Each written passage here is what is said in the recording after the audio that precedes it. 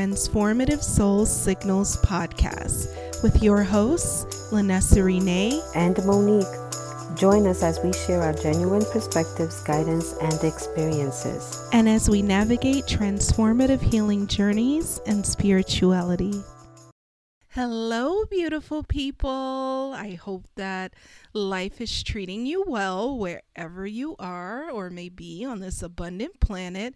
I know I'm just more and more grateful every day and feeling blessed and especially thankful for the gift that is self-reflection and self-awareness. And I honor myself. I honor my journey and everything that I have overcome and everything that I am still overcoming. And because of that, the subject I wanted to talk about today, and I know you saw the title, and sometimes the very word can do just what it says. It can trigger you.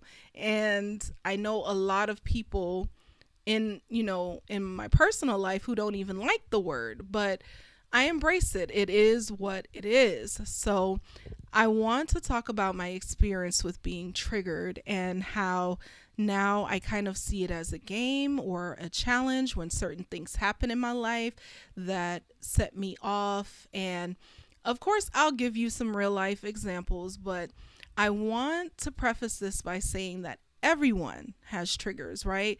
We've all been through a lot of things in our lives. We've all had our ups and downs or origin stories where things happen to us that we don't quite understand.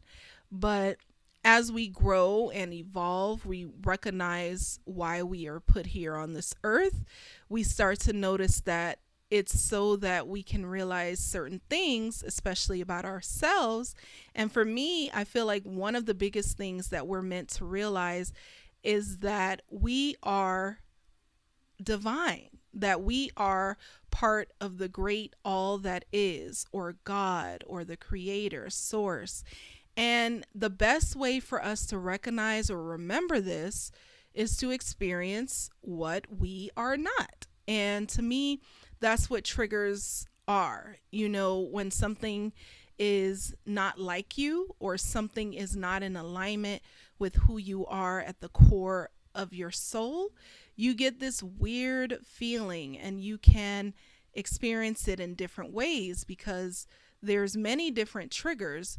But I think that we have these triggers so that it can be a wake-up call to recognize how we are acting or feeling at that very moment, to notice our reactions so that we can reflect on those emotions and know that they are not true to who we really are in our innermost being.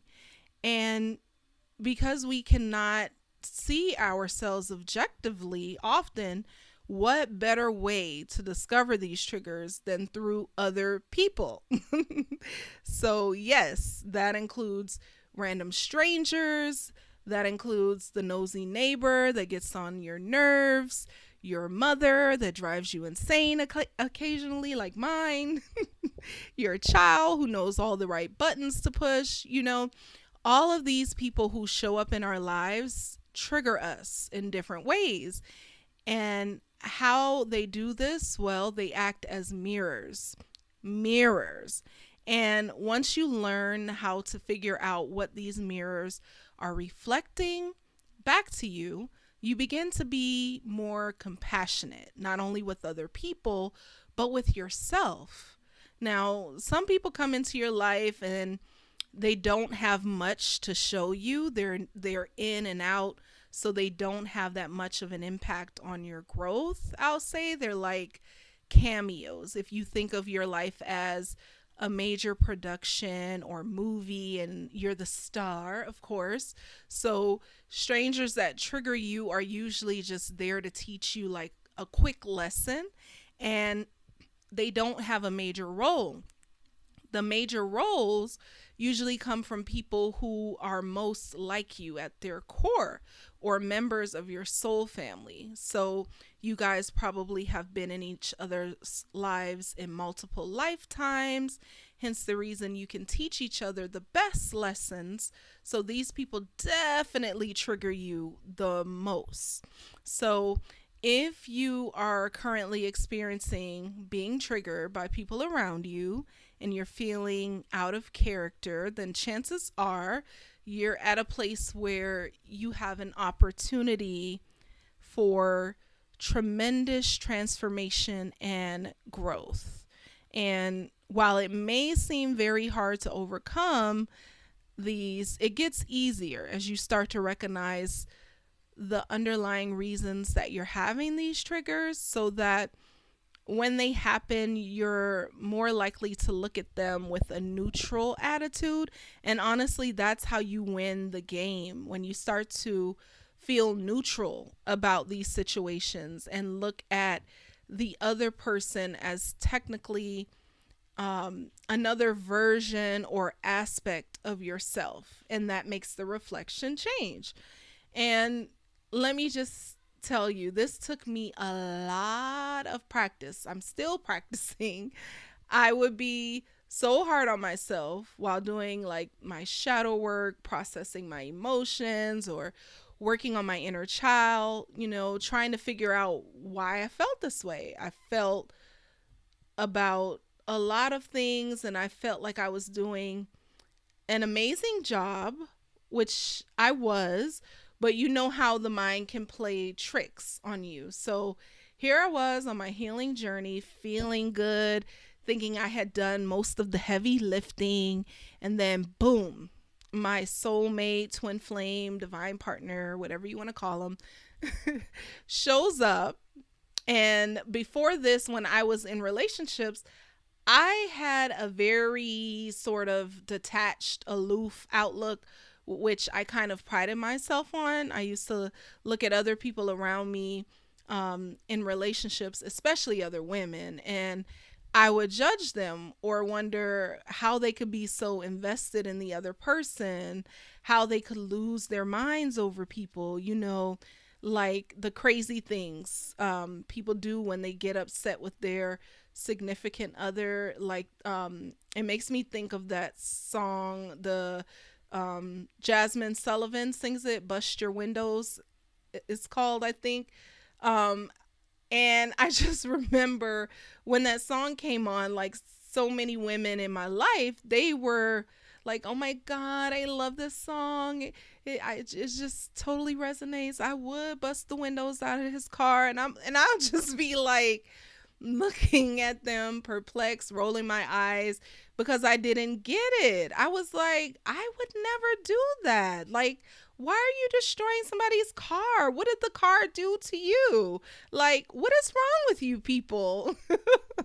I didn't I didn't understand crimes of passion or people being overcome with jealousy or any of those feelings that I would consider to be messy. I never understood them because I detached myself. And don't get me wrong, I love the people who I was with, but I never wanted to completely lose my mind. And I'm not saying that any of those reckless behaviors is okay or means you're in love either, because in healthy relationships, which I do have now, I wouldn't act like that either. But the difference now is I have more compassion towards people or a better understanding of what would drive them to certain lengths. So I'm giving you all of this background to show you, like, I was cool, like totally cool when it came to my relationships. So enter in my divine partner and the triggers began. Now, if I had triggers before in other relationships, I never really recognized them, or I suppressed them, or they weren't that strong. And I feel like certain relationships in our life, like meeting a very special someone or soulmate, it's like they are the only ones who can get you to see certain aspects or things about yourself. And when you meet someone like that, and it doesn't just have to be romantic, because we have platonic soulmates as well, they just get you on a soul level. And because of this understanding or deep connection, they're able to reflect you like nobody else in this life can. So he came into my life, and in the beginning, there were many triggers, many emotions, the whole buffet that I had suppressed or thought I didn't have or never experienced before, and they bubbled up to the surface. And I remember this one time being so irrationally jealous with him around other women while he was working. And it was irrational because he wasn't doing anything disrespectful. But I literally felt my blood start to boil. And I had never experienced anything like this before. So that was definitely a trigger.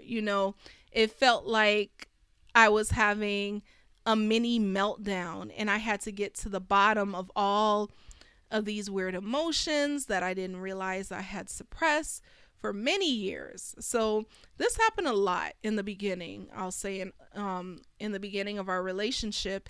And every time I was triggered, I would get to the bottom of whatever it was I was feeling and come to the conclusion that most things stemmed from the same thing, which was having abandonment and neglect issues from childhood, and that the detachment and aloofness that I expressed in previous relationships that I was so proud of was actually just because I didn't want to let anyone get too close to abandon or hurt me. So, meeting somebody who completely identified with me, who I wanted more than anything else to open my heart up to and to be close to, allowed all of those dormant emotions to bubble up to the surface so I could heal them. Whew. Yeah, that's how I felt while I was going while I was going through it. And that is the beautiful thing about triggers. Once you become more self-aware of them, of course, in the beginning I was like, what the hell? This isn't the love story I imagined. Like, why am I losing my shit over this man? Why am I experiencing these crazy emotions that I've never felt before? The ones that I thought I was so above. What the hell is going on? I like, universe, I placed my order. This was not what I ordered. Send it back. I want I want something else. But I finally understood he is the best reflection of me, to be able to see and heal all of the things that I've been suppressing my whole life. So I started honoring, healing, and releasing those emotions, which made our relationship transform into something even more beautiful.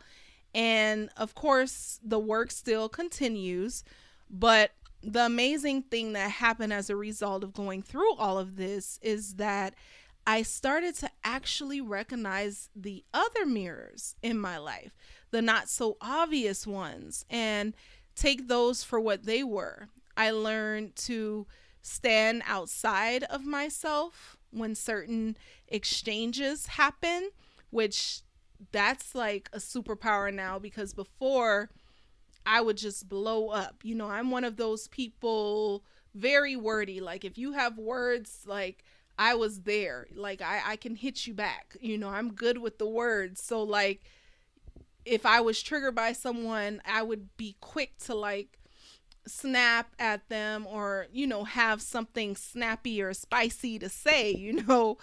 So, learning this, like, standing outside of myself when certain exchanges happen, and saying, like, okay, what is this person reflecting to me right now? What is this person trying to show me that I'm not seeing?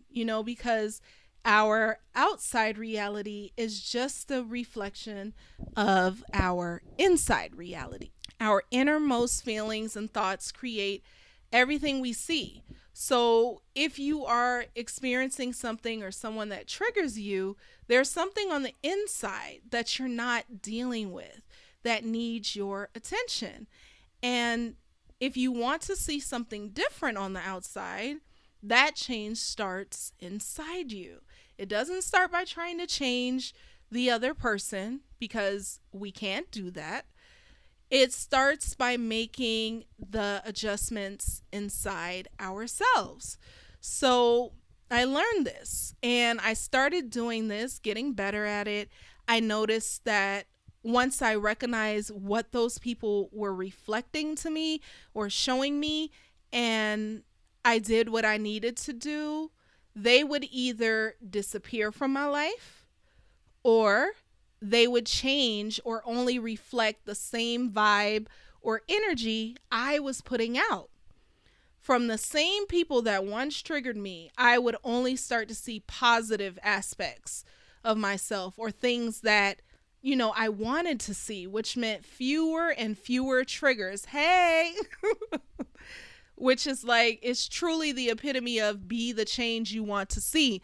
And because I do intuitive readings and whatnot with cards, oracle and tarot, and I would often see that message, be the change you want to see. And every time I saw it, I would roll my eyes and be like, oh, whatever. But it's really it's really true, so after the blow ups, fits of anger and frustration, it was so magical, because let's face it, triggers are not fun. Like like I can tell you, if I had to describe the feeling, it would be like someone pooped on your shoe.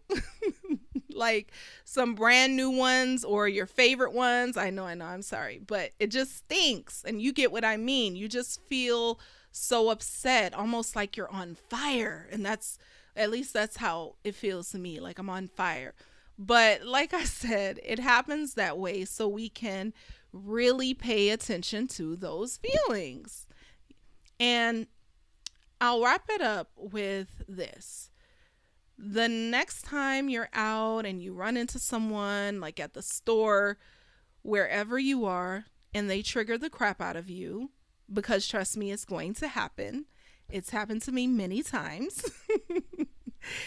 Try not to let those emotions overtake you. Instead, pause, take a deep breath, and try in that moment to go outside yourself. And I know that sounds crazy, go outside yourself, Lynnessa. What do you mean? But this is what I try to do. Like, imagine you are floating outside yourself, as if you're looking at the situation play out like it's on a TV screen, and say, okay, what is this mirror showing me about this situation right now? What is triggering me? What is it that I need to heal or recognize? And trust me, it takes practice, because sometimes you're so emotional, you can't see clearly or think clearly, but try to answer those questions. And as you keep doing it, you'll get better and better at it. And like the first few times, it may be difficult. So if you have trouble answering those questions, try when you're calmer to pray about it, to talk to your guides, or meditate on it. And trust me, you'll always get an answer. It may not be an answer that you're ready to deal with or face or confront, but you'll get an answer. And as you begin to heal and unpack those emotions that cause you to have that trigger, the sting from that trigger will get lighter and lighter until eventually you won't feel it anymore. And as always, thank you for listening to today's episode. If you're interested in more, you can check out our blog at transformativesoulsignals.com. Goes a little deeper into the discussion. You can also follow us over on IG, Facebook, or TikTok at Transformative Soul Signals for more content or to continue on the conversation. Have a comment or a question you need help with? Well, you can send us a recording or message to info@soulsignalspodcast.com that we may even end up featuring on the show. Till next time, take care.